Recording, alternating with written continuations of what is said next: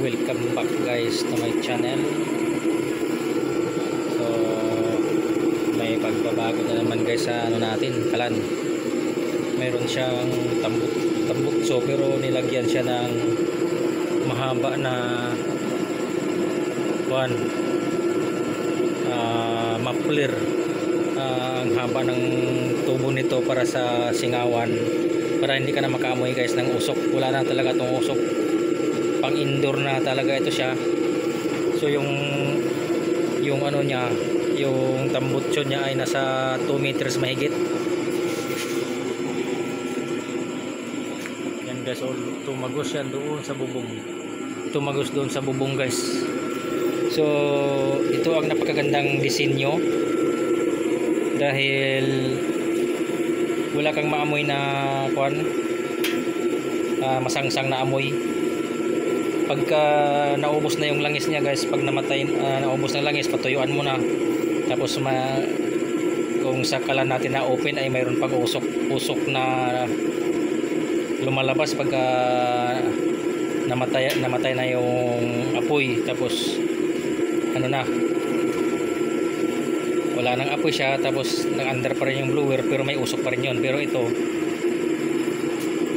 pag namatay na yung apoy tapos baga na lang titira, wala ka pa rin makikitang lumalabas na ang usok, kasi doon siya dumadaan sa tambutso hanggang sa taas.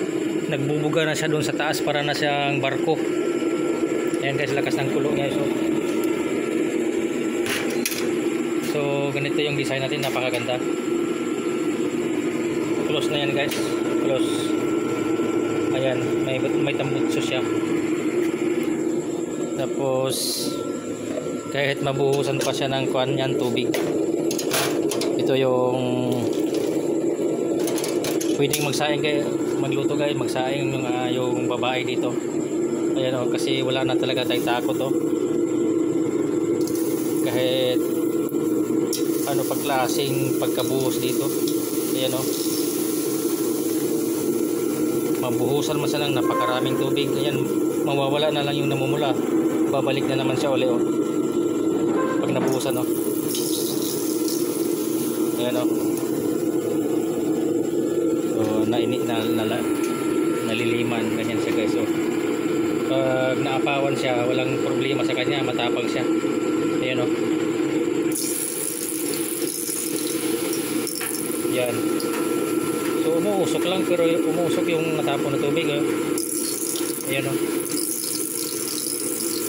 lalamig na lang yung chamber niya, ay yung bunganga niya nagbabaga oh. Anong palagay nyo guys?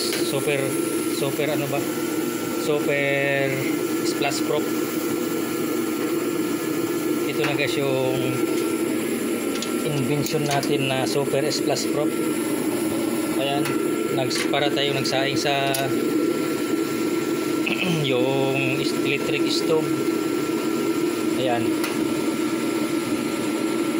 So dito na ako guys, dito sa pangbahay lang namin, pang household lang namin, ito ang the best namin ginagamit, dahil yung gardero namin hindi na kami mamroblema na hugasan pa yung puwit. Tuwing umaga ay steel wool pa namin, so hindi na, kasi lagi siyang makinis dahil wala naman siyang apoy na lumalabas nasa ilalim.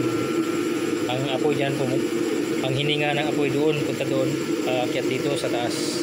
Napakainit ito guys oh. Buhusan mo natin ito guys, yung ano,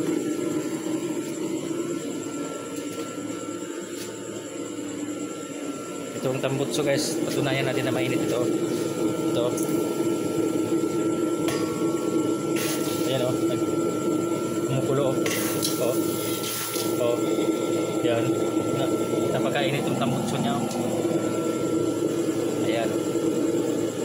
So the best innovation ito para sa akin. Pero yung hindi pa nakasubok na ganitong style, wala pa silang masasabi tungkol dito. Pero ako, na ilang linggo na to, kulang na 1 month na ginagamit.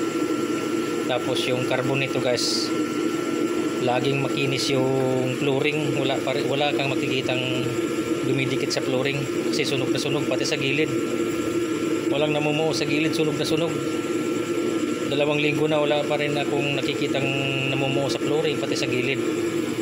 Ito ang the best innovation na talaga. So pwede rin gawin to pang commercial, pero napakataas yung value nito kasi double chamber, tapos mayroon siyang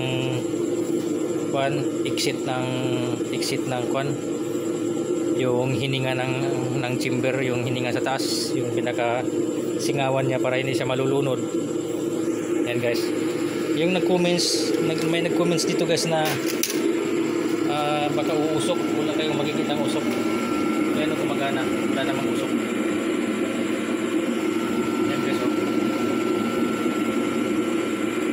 So wala siyang usok dahil mayroon siyang hingahan.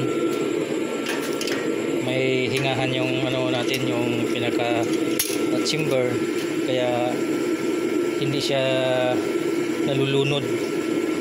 Tsaka yung design natin ay mayroon siyang water cooler sa paligid ng chamber, kaya hindi siya nag-overheat, hindi nagbabaga yung chamber natin. Mayroon siyang water cooler sa gilid. So ayan lang po, ito ang the best kong natuklasan. Napakagandang saingan. Pwede naman buksan yung chamber kung gusto mong i-direct, pero sa akin hindi na, kasi iniiwasan ko nga yung mangingitim yung kardero. Ayan guys, ayan lang po. God bless.